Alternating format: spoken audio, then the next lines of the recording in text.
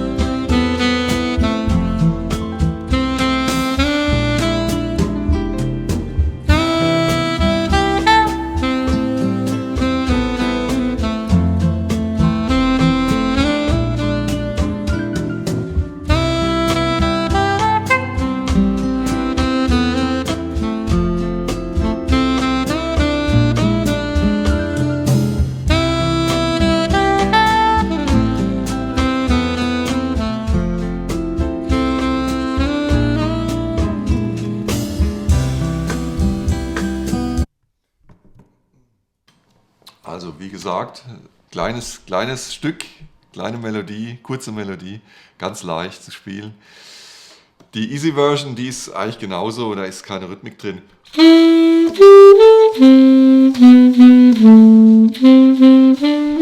Ja, mehr ist das nicht. So, jetzt haben wir das ganze Ding in welcher Tonart? Das habe ich hier oben schon hingeschrieben, wir haben A-Dur. Ja, eine A-Dur-Tonleiter. Es ist gut, wenn wir die erstmal spielen, ja? Dass wir erstmal A-Dur lernen, dann sind wir in der Tonart drin und dann fällt vieles, was wir gleich machen, fällt dann leichter. Seid ihr besser in der Tonart drin und müsst nicht nachdenken. Also das Erste, was wir machen, wir spielen mal zusammen A-Dur. A-Dur hat 3 Vorzeichen, 3 Kreuze. Ich sage sie mal, welche da drin sind. Wenn ihr bei A anfangt, da ist drin, ich sag mal die Töne A, H, dann kommt Cis, das ist das erste Vorzeichen. Dann geht es weiter D mit Oktavklappe, E, dann kommt ein Fis. Das ist das zweite Kreuz, dann kommt noch ein Gis, das ist das G mit dem kleinen Finger, das ist das dritte Kreuz und dann sind wir wieder bei A. Na? Spielen wir das mal zusammen.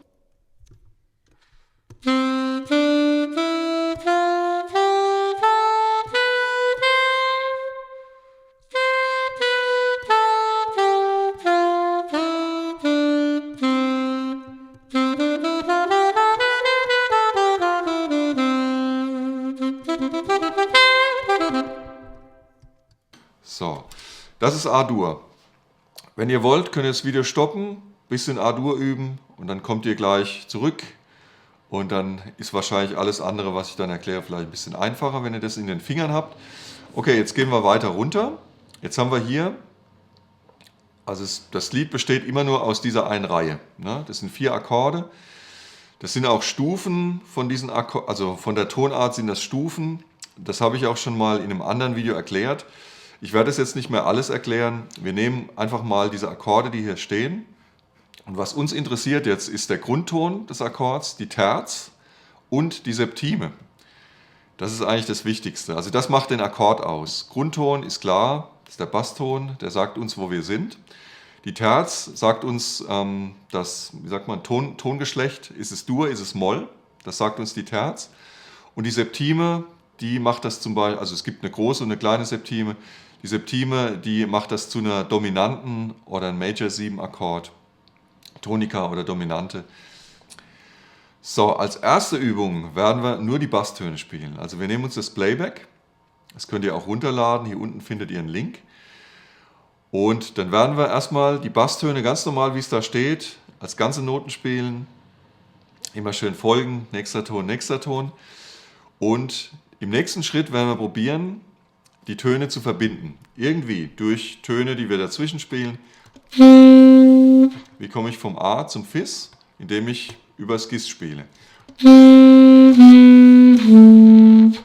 Vom Fis zum D komme ich über das E. Vom D zum G komme ich über die Tonleiter. Ja, zum Beispiel sowas. Ich kann das natürlich auch nach oben machen.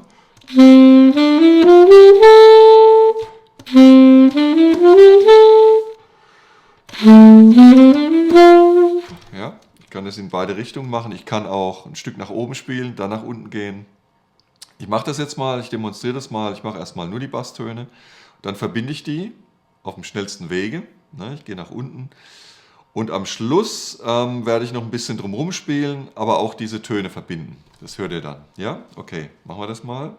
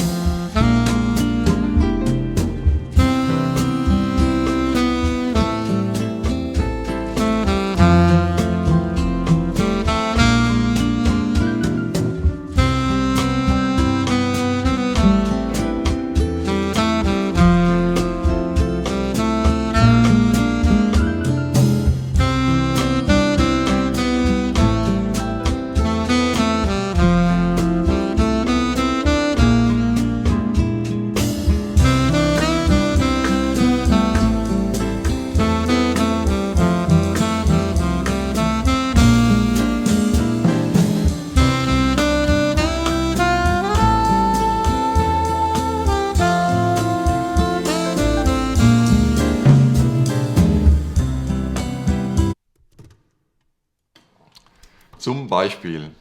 Ja, so kann man das machen. Als nächste Übung, nächster Schritt, könnten wir die Terzen lernen. Die Terzen können wir am besten lernen, wenn wir die über den Grundton lernen. Also wir haben ja vorhin ein bisschen die Tonleiter gelernt, A-Dur. Ne? Die Grundtöne können wir schon spielen. Das bedeutet, wir müssen einfach nur von diesen Grundtönen, wo wir anfangen, einfach nur 3 Töne hochspielen, dann sind wir bei der Terz vom jeweiligen Akkord. Ja, wenn ich in A-Dur bin. Ja, der dritte Ton, also mit dem ersten Ton mitgezählt, 1, 2, 3, der dritte Ton, das ist dann immer die Terz. Wenn ich bei Fis anfange, Fis ist der Grundton von Fis-Moll, im Akkord Fis-Moll, dann fange ich hier an, beim Fis, gehe 3 Töne hoch, Fis mitgezählt, 1, 2, 3 und dann bin ich beim A. A ist die Terz von Fis-Moll. Dasselbe mache ich bei D und dann mache ich es bei G noch. Das könnt ihr erstmal so trocken, in Trockenübungen machen, ohne Playback. Ne? Also ihr spielt von A, dann von Fis, dann D und dann von G. Ja, ganz easy. Ne? Wenn ihr das wisst, also wenn ihr die Terz findet, dann könnt ihr natürlich die Terz auch alleine üben. Ihr spielt nur die Terz oder ihr spielt den Grundton und die Terz. Sowas könnt ihr machen. Ne? Und dann lernt ihr quasi diesen nächsten Akkordton kennen. Wenn ihr das gemacht habt, dann könnt ihr natürlich auch damit improvisieren. Also so wie ich eben die Basstöne verbunden habe, so kann ich das auch mit den Terzen machen. Oder ich kann das sogar, bei dem einen Akkord kann ich den Basston spielen und kann dann bei dem nächsten Akkord zur Terz gehen. Verbunden mit einer kleinen Melodie, ne? Sowas. Und so fange ich an, harmonisch zu denken und trotzdem aber nicht, ich brauche nicht diese komplette Information, Grundton, Terz, Quinte, Septime, das brauche ich erstmal nicht. Ich mache das ganz leicht und spielerisch, immer ein Ton nach dem anderen, ein Akkordton nach dem anderen. Ja? Okay, ich demonstriere das mal kurz. Ich werde mich jetzt mit Grundton und Terz beschäftigen. Jetzt zeige ich euch mal.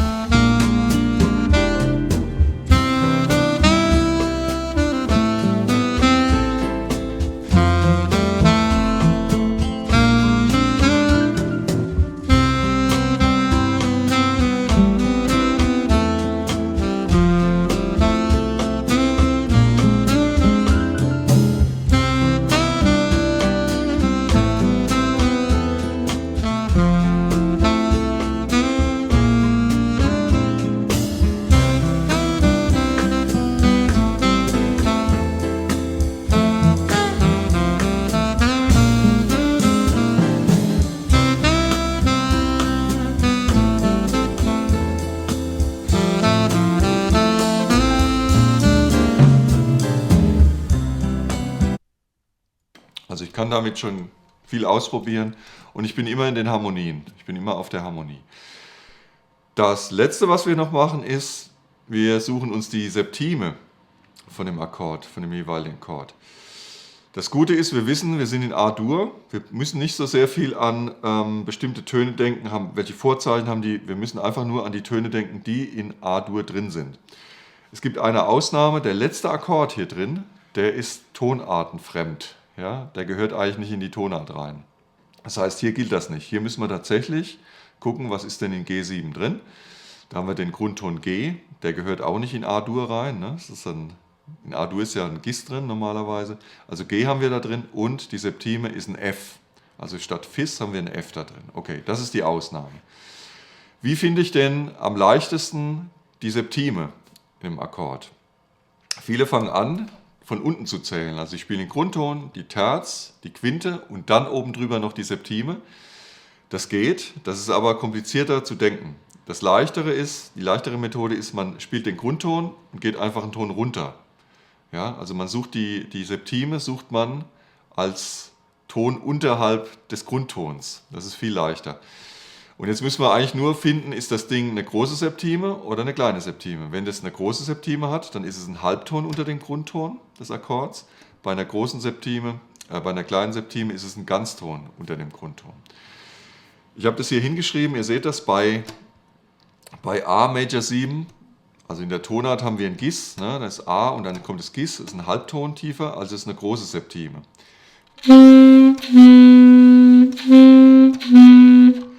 Beim Fis gehe ich einen Ton runter, das ist ein Ganzton, zum E. Ja? Und das ist eine kleine Septime.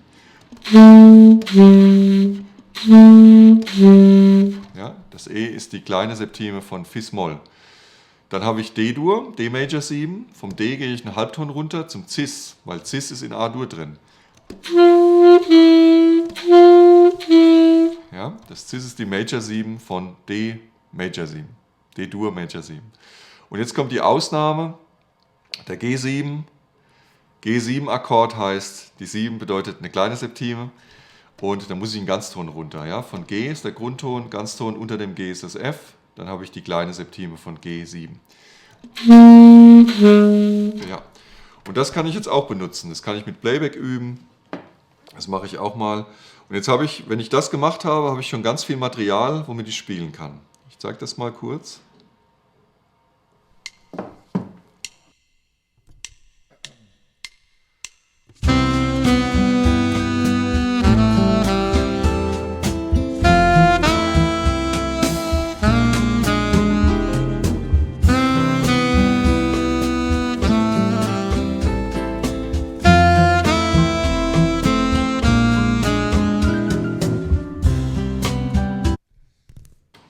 Und jetzt gibt es noch ein paar Übungen hier unten, seht ihr das? Da habe ich euch noch hingeschrieben, und zwar könnt ihr, also als erstes, das haben wir gemacht, wir haben die 1 gespielt, den Basston, Root habe ich da hingeschrieben, ne? Root ist der Basston. Dann haben wir die 1 und die 3 gespielt, haben wir gemacht, dann nur die 3, okay, können wir auch. Dann haben wir die 7 gesucht, die 7 ist unter der 1 immer, für jeden Akkord. Und jetzt können wir damit ein bisschen üben. Wir können zum Beispiel hier was machen, das habe ich am Schluss hingeschrieben. Wir spielen die Terz, gehen auf den Grundton, auf die Septime und wieder auf den Grundton zurück. Das ist so ein kleines Pattern, melodisches Pattern. Ich mache das mal für die Akkorde, ich zeige euch das mal. Wir fangen an mit A. Also ich fange bei der 3 an. Könnt ihr hier auf der mittleren Zeile sehen, das ist das Cis. Dann gehe ich auf den Grundton, auf A. Dann gehe ich auf die Septime und gehe zurück zum A. Das ist mein Pattern. Das gleiche mache ich jetzt mit dem nächsten Akkord, Fis-Moll. Ja, dann mit D-Dur, D-Dur und mit G7. Ja. Und mit diesen 3 Tönen, der 1, der 3 und der 7, habe ich auch schon das Wichtigste, was ich für den Akkord brauche, harmonisch gesehen. Ja? Ich improvisiere mal ein bisschen damit, dass ihr das hört, wie das klingt.